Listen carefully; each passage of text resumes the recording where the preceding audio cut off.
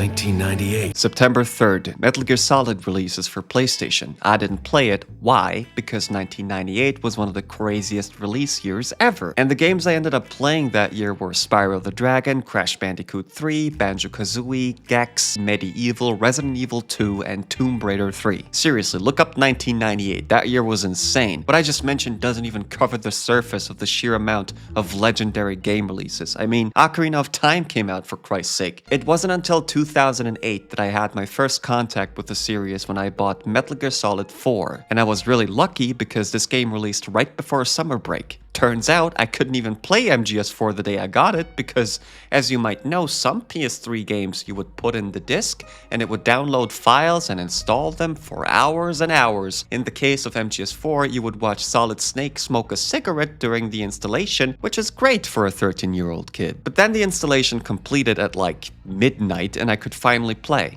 And I actually kinda liked it immediately. The gameplay was unlike anything I've experienced at the time, albeit confusing at first. I remember being amazed at how the game looked, especially. Those graphics were incredible at the time. The gameplay was kinda weird to me since I never came in contact with a Kojima game before, but I did end up beating the game in around 3 days, and I remember clear as day, sitting there at like 2 a.m.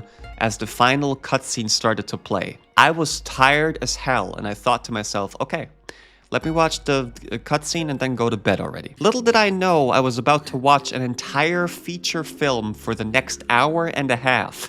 Like, I think nobody expected that last scene to be this long, but it was actually a good one. Although I had no idea what any of the characters were really talking about, as MGS4 concludes the story of Solid Snake, at least apparently. So I was interested in playing the earlier entries, but I couldn't, because 2008 and 9 were also ridiculously good years for games. So I ended up playing all of those bangers first, and then Modern Warfare 2 came out and that game pretty much took my soul. It wasn't until 2021 when I was trapped at home that I finally played MGS1 for the first time.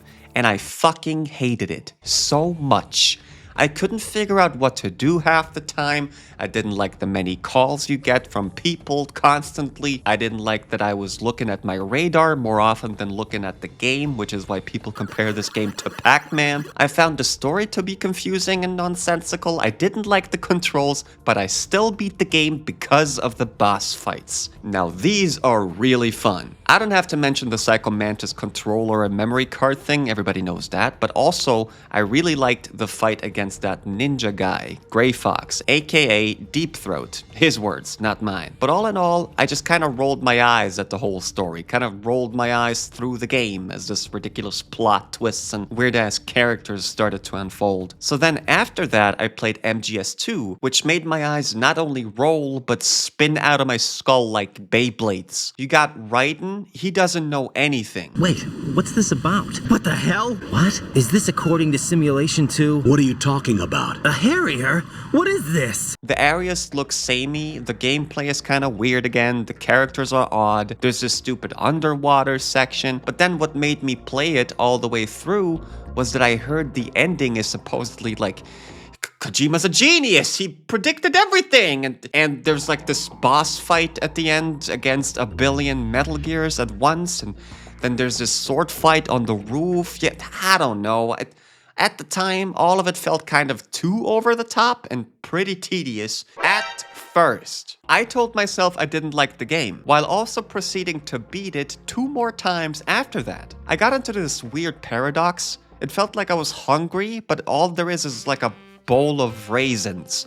So I eat all the raisins and I hate them, but after a while I get hungry and I eat another bowl of it, and then I just end up enjoying raisins. This is kind of where I understood how, at least for me, Metal Gear Solid, or any Kojima game for that matter, is an acquired taste. The next time I played MGS2 and now knew how this game is played and how you have to think to overcome obstacles, I ended up really appreciating the way this game plays, especially after getting accustomed to the controls. I finally saw the game's uniqueness and different approach to storytelling pacing, and level design. And then I finally played Metal Gear Solid 3, and that was actually the easiest one to enjoy. The controls and the combat felt improved. There were funny moments everywhere. All in all, you can just do more things than ever before. It almost felt like a sandbox game. Metal Gear Solid 3 actually felt more familiar to more mainstream games, while it still very much has its own identity. The gameplay just felt way more intuitive, and the story was very enjoyable to follow, mainly because, again, it was pretty funny. I finally started to understand how Kojima wants me to think and act. I have now understood the concept of Metal Gear Solid. So then I went back to MGS1, but this time I played the Twin Snakes version on GameCube. I don't know why people say it sucks. The cutscenes have some of the funniest, stupidest, over-the-top shit in them I have ever seen. And somehow this is a bad thing?